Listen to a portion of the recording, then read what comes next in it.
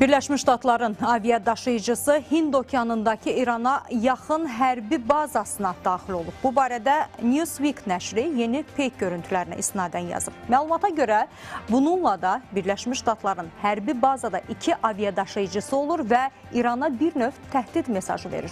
Məlumdur ki, Birləşmiş Ştatlar hansı ölkəyə təhdid mesajı vermək istəsə, həmin əraziyə ilk olaraq aviadaşıyıcı gəmi göndərir. Bəs bu tip texnikaların əhəmiyyəti nədir? Niyə böyük dövlətlər aviadaşıyıcılarla güc nümayiş etdirir? Hansı texniki göstəricilərə malikdirlər? Əməkdaşımız Cavid İmaməlliyevin araşdırmasını təqdim edirik. Birləşmiş Ştatlar daha bir aviadaşıyıcısını İran yaxınlığına göndərdi. Newsweek nəşrinin yeni peyk görüntülərinə istinadən verdiyi məlumata görə Amerika Birləşmiş Ştatlarının USS Carl Vinson aviadaşıyıcısı Hind okeanındakı Diego Garcia hərbi bazasına daxil olub. Sözü gedən bazada USS Harry Truman adlı başqa bir aviadaşıyıcının olduğu da bildirilib. Son zamanlar bir qədər də artan Vaşinqton-Tehran gərginliyi fonunda regiona aviadaşıyıcıların gətirilməsi Birləşmiş Ştatların təhdid mesajları nəzərə alındıqda ilk deyil.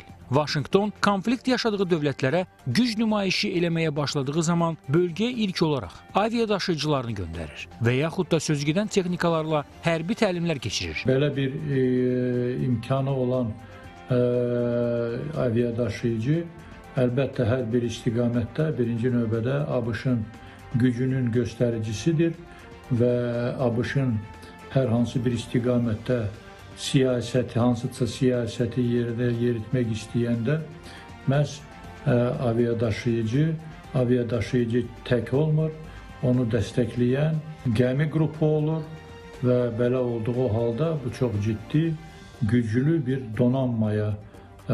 donanmaya kimi fəaliyyət göstərir. Bütün bunları isə sözü gedən aviadaşıyıcıların hərbi önəmi və texniki xüsusiyyətlərinə dair marağın artmasına səbəb olub. Belə ki, 20-ci əsrin əvvəllərində təyyarələrin istifadəsi populyarlaşsa da, onların eniş və qalxışı üçün zolağın quruda yerləşməsi, üstəlik uzaqda yerləşən dövlətlərlə müharibədə istənilən nəticəni verməməsi aviadaşıyıcıların yaranmasına gətirib çıxardı. Həm uzaqlıqda olan dövlətlər də savaş ssenarisində təyyarələrin rahatlıqla daşınması, həm də düşmən gəmilərinə qarşı böyük üstünlüyə sahib olması böyük dövlətlərin bu tip texnikalara böyük sərmayələr yatırmasına şərait yaratdı. İndiki dövrdə istehsal edilən aviadaşıyıcılar qırıcı, bombardmançı, helikopterdə daxil olmaqla göyərtəsində 90-a yaxın hərbi texnikanı daşıya bilir. Üstəlik geniş müdafiə və radar sistemləri, böyüklüyünə baxmayaraq sürətli şəkildə hərəkət edə bilməsi aviadaşıyıcıları gəmi donanmalarının komanda mərkəzinə çevrilməsinə səbəb olur. Həm hava, həm də suda böyük strateji üstünlüyə sahib ortalama bir aviadaşıyıcı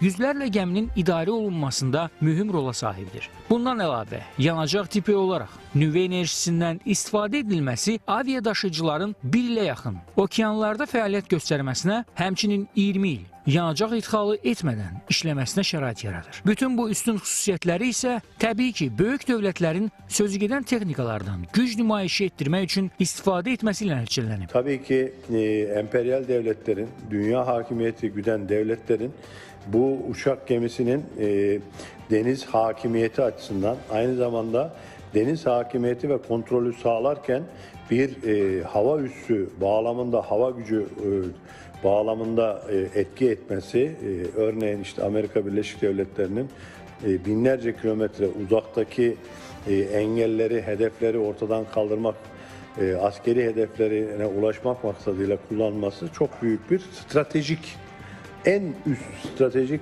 üstünlük sağlayan bir husustur. Dolayısıyla uçak gemileri hem deniz hakimiyeti hem de hava hakimiyeti açısından olmazsa olmazdır. Qeyd edək ki, 11 ədəd təyyarə daşıyan gəmi sayısı ilə Birləşmiş Ştatlar ən böyük aviadaşıyıcı donanmaya sahib ölkədir. Amerika Birləşmiş Ştatlarından başqa Fransa, Rusiya, Çin, İtaliya, İspaniya, Türkiyə, Yaponiya, Hindistan, Braziliya kimi ölkələrdə də ən azı bir ədəd olmaqla sözügedən texnikalar mövcuddur.